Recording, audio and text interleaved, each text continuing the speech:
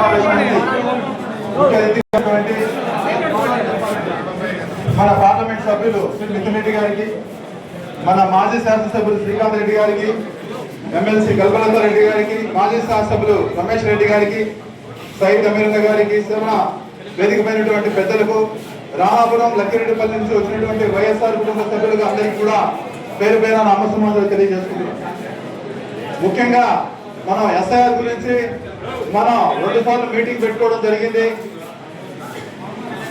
అందులో ఉన్నటువంటి లోటుపాట్ల గురించి క్షుణ్ణంగా మన గతంలో మన శాసనసభ్యులు శ్రీకాంత్ రెడ్డి గారు, ప్రత్యేకించి మన ఎమ్మెల్సీ కల్పలత రెడ్డి గారు కూడా క్షుణ్ణంగా వివరించడం జరిగింది.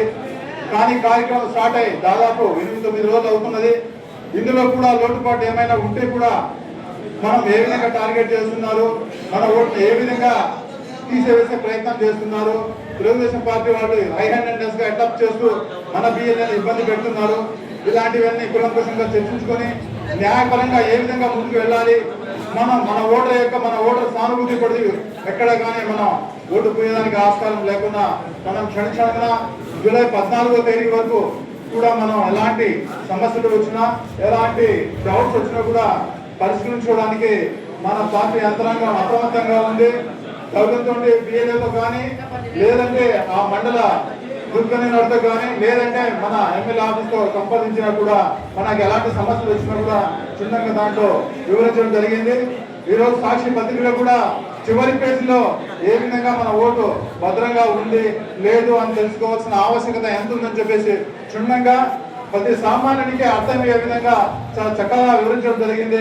కాబట్టి ఇక్కడ ఉన్నటువంటి మన వైఎస్ఆర్సీపీ కుటుంబ సభ్యులు, సానుభూతులు కూడా కేవలం బిఎల్ఏ పైన ఆధారపడకన్నా మనకన్నా ఇరుగు పొరుగు వారికి మన దృష్టికి వచ్చినటువంటి మన సానుభూతి కొట్ల యొక్క ఓట్ల గురించి కూడా క్షుణ్ణంగా అక్కడ ఉన్నటువంటి బిఎల్ఓతో మాట్లాడి ఎక్కడ కూడా మన పార్టీ సభ్యులు కానీ సానుభూతుల పనులు కానీ ఓటు కానీ ఎక్కడ ఒక్కొక్కరు చేయవలసిన బాధ్యత మనంతా పైన ఉంది.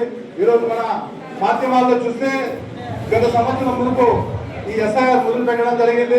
భారతదేశం మొత్తం పైన 6 కోట్లు ఓట్లు తీసేయడం జరిగింది. అంటే పెద్ద ఎత్తున ఓట్లు పోతున్నాయి. అంటే చట్ట ప్రకారం చనిపోయిన వాళ్ళు డబుల్ ఎంట్రీ ఉన్న వాళ్ళు తీసేస్తే అందరికీ సమ్మతమే. కానీ ప్రత్యేకించి ఈ కుటుంబ ప్రభుత్వం మన సానుభూతి పనులు మనకు ఓట్లు ఎక్కడగా ఉన్నా టార్గెట్ చేసి ఏదో విధంగా ముప్పు తప్పులు పెట్టి మన ఓట్లు తీసే ప్రయత్నం చేస్తున్నారని చెప్పి మనం అంతా అప్రమత్తంగా ఉండి జూలై 14న అయిపోతుంది. తర్వాత 10 రోజుల తర్వాత నోటీసులు జారీ చేసి ఈ ప్రక్రియ కొనసాగుతూ ఉంటుంది. కాబట్టి ఈ 4 రోజుల పాటు మనం అప్రమత్తంగా ఉండాలి. సానుభూతి పనులు కార్యకర్తలు ఒక బిఎల్ఏస్ కాదు, బిఎల్ఏస్ పరిధి నుంచి కూడా కొన్ని సమస్యలు వస్తాయి.